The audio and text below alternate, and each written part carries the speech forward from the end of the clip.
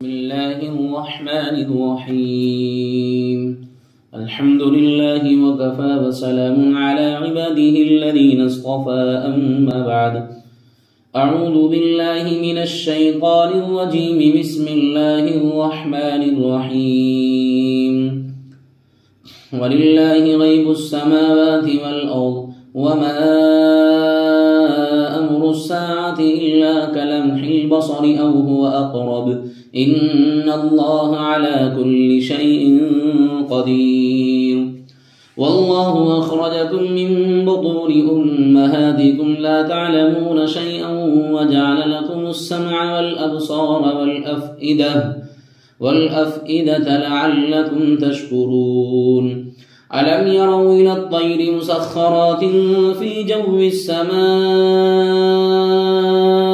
ما يمسكهن إلا الله إن في ذلك لآيات لقوم يؤمنون والله جعل لكم من بيوتكم سكنا وجعل لكم من جلود الأنعام بيوتا تستخفونها يوم ضعنكم ويوم إقامتكم ومن أصوافها وأوبارها وأشعارها أثاثا ومتاعا إلى حين والله جعل لكم مما خلق ظلالا وجعل لكم من الجبال أكنانا وجعل لكم سرابيل تقيكم الحر وسرابيل تقيكم بأسكم كذلك يتم نعمته عليكم لعلكم تسلمون فإن تولوا فإنما عليك البلاغ المبين يعرفون نعمة الله ثم ينكرونها وأكثرهم الكافرون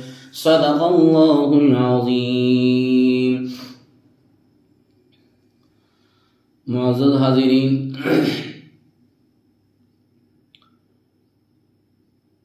ربوبیت سے الوہیت پر استدلال کیا گیا ہے.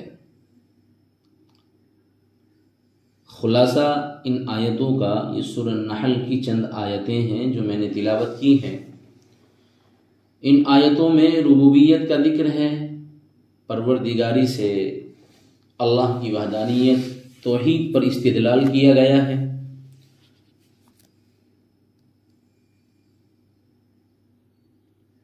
سب سے پہلے اللہ تبارک و تعالیٰ کی دو صفتوں، نمبر 1 علم اور نمبر 2 قدرت، ان دونوں کا بیان ہے، کیونکہ تمام نعمتیں انہی دو صفتوں سے نکلتی ہیں، انہی دو صفتوں کا فیضان ہے. پھر خاص انسان پر قدرت کے 5 احسانات بیان کیے گئے ہیں ان آیات میں. ان کا خلاصہ احسانات مختصراً: نمبر 1، اللہ تبارک و تعالیٰ نے انسان کے دماغ میں عقل کا چراغ روشن کیا.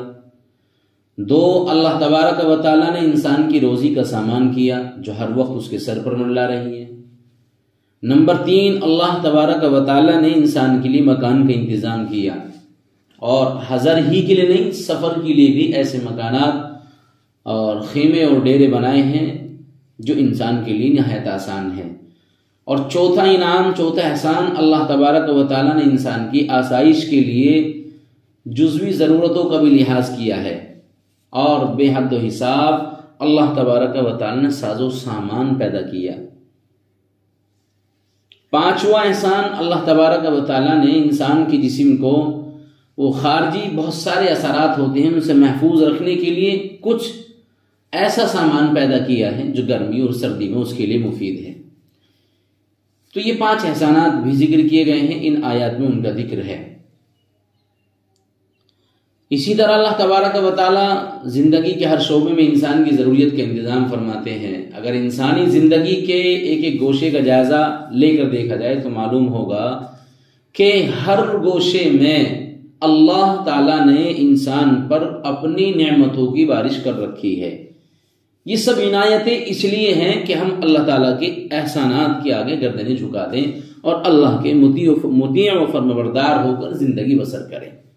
آیت پاک کا خلاصہ ان آیتوں کا یہ ہے. جو آیات میں نے تلاوت کی ہیں ان کا خلاصہ یہ ہے. اب ذرا ان کی تفصیل دیکھیں.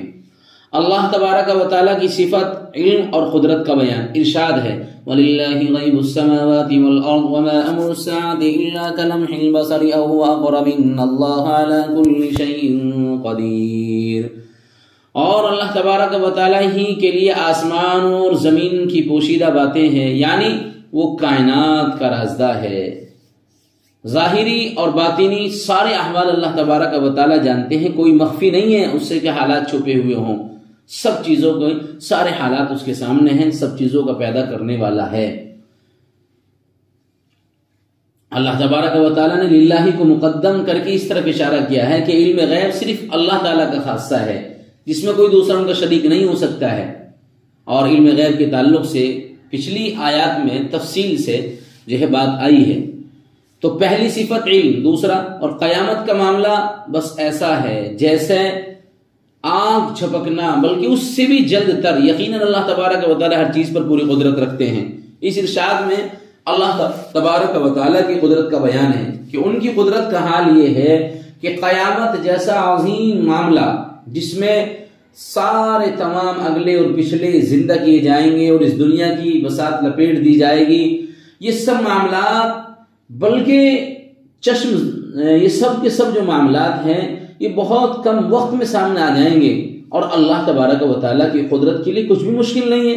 یعنی اللہ فرماتے ہیں پلک جھپکنا کتنا سا ہوتا ہے، کتنا وقت اس میں لگتا ہے، ایسا سمجھو کہ اتنی جلدی قیامت آ جائے۔ تو اللہ تبارک و تعالیٰ فرماتے ہیں کہ ان کی قدرت کے لیے کچھ مشکل نہیں ہے۔ تو پہلی دو صفتوں کا ذکر اللہ کا فرمایا، وَلِلَّهِ غَيْبُ السَّمَاوَاتِ وَالْأَرْضِ، اور آسمانوں اور زمین کی تمام پوشیدہ باتیں اللہ ہی کے ساتھ خاص ہیں۔ اور قیامت کا معاملہ بس ایسا جھٹپٹ ہوگا جیسے آنکھ جھپکنا، بلکہ اس سے بھی جلدی۔ یقیناً اللہ تعالیٰ ہر چیز پر پوری قدرت رکھتے ہیں۔ یہ اللہ کی صفات کا ذکر کیا گیا۔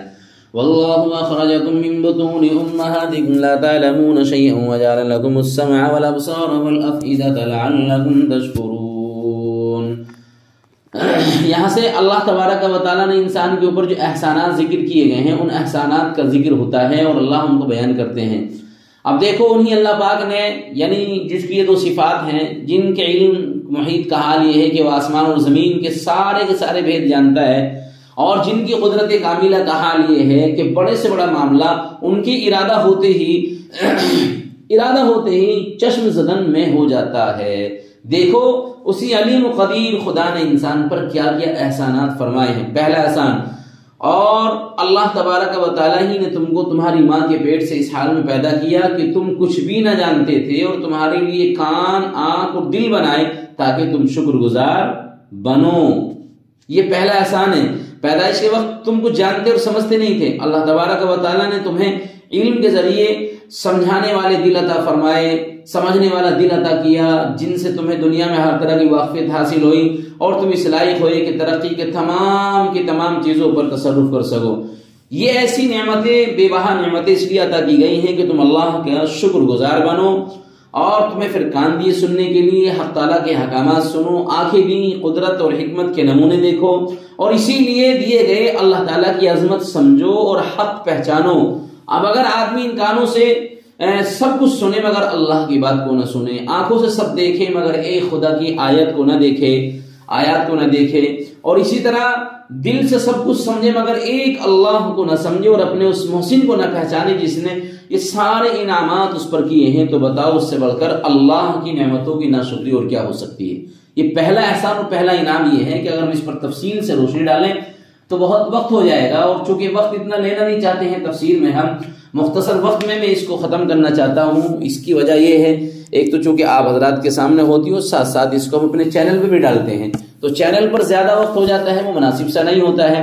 اسی لیے جو ضروری باتیں ہیں اور انشاءاللہ بہت مختصراً میں آپ حضرات کے سامنے ذکر کر دیتا ہوں جو سمجھ میں آسانی سے آ جائے۔ تو یہ پہلا احسان انسان کے لیے۔ دیکھیں انسان کو پیدا کیا گیا ہے، پیدا کرنے کے وقت انسان کیسے بے شعور تھا، کچھ اس کو معلوم نہیں تھا، لیکن آپ بچے پر نظر ڈالیں، یعنی اس کا رونا اور چلانا اولاً، پھر اس رونے اور چلانے کی آواز کو، بچے کو آواز کو، ماں باپ کو پہچان لینا کہ ہاں یہ کیوں رو رہا ہے، یہ بھی اللہ کا انعام اور اللہ کا احسان بچے کے اوپر۔ اور ساتھ سمجھا جائے تو اس کی غذا کا معاملہ، یعنی بچہ ہے اولن اس کی ماں کی چھاتیوں سے اپنے مسوڑ اور ہونٹوں سے کام لے. اگر یہ بھی تعلیم فطری طور پر اللہ تبارک و تعالیٰ نہ دیتا تو کس معلم کی مجال تھی؟ کوئی اس میں نو مولود بچہ جو ہے اس کو پہچاننے کی اور اس کو یہ کوئی تعلیم دے سکتا تھا کہ بھی چھاتی سے چوسنا سکھا دیتا کوئی نہیں. اسی طرح جو اس کی ضرورت پڑتی گئی ہے قدرت نے اس کو بلا واسطہ ماں باپ کی خود بخود سکھا دیا. کچھ عرصے کے بعد اسے سلیقہ پیدا بھی ہونے لگا کہ ماں باپ اور دوسرے آس پاس کے آدمیوں کی بات کو سن کر کچھ چیزوں کو دیکھ کر کچھ سیکھنے لگتا ہے. پھر سنی ہوئی آوازوں اور دیکھی ہوئی چیزوں کو سوچنے سمجھنے کا سلیقہ بھی پیدا ہو جاتا ہے. تو اس طرح ابتدائی مراحل کو دیکھے بچے کو پیدائش سے لے کر کے اور اس کو ذرا شعور آنے تک ہی کتنے احسانات اور کتنے انعام ہیں. یہ تو مطلقاً ایک احسان ذکر کر دیا گیا کہ اللہ نے تمہیں پیدا کیا اور پیدا کرنے کے بعد تمہیں یہ ساری چیزیں عطا کی گئی ہیں, ساری بے بہا نعمتیں صرف اس لیے عطا کری گئی ہیں اے بندے تو اللہ تبارک و تعالیٰ کا شکر گزار ہو اور اللہ کا شکر ادا کرے, اور تاکہ اپنی آنکھیں اور اپنے کان آنکھ ان سب چیزوں کے ذریعے سے تو صحیح بات اور ساری چیزیں دیکھے. تو یہ پہلا انعام اور پہلا احسان ہے. 5 انعامات اور احسان کا ذکر کیا گیا ہے. وقت زیادہ ہو جائے گا, آج انشاءاللہ اسی پر اکتفا کریں ہیں. آئندہ کل اس کو ہم تفصیل سے ذکر کریں گے جو باقی احسانات ہیں. اللہ تعالی عمل کی توفیق عطا فرمائے. وما علینا الا البلاغ.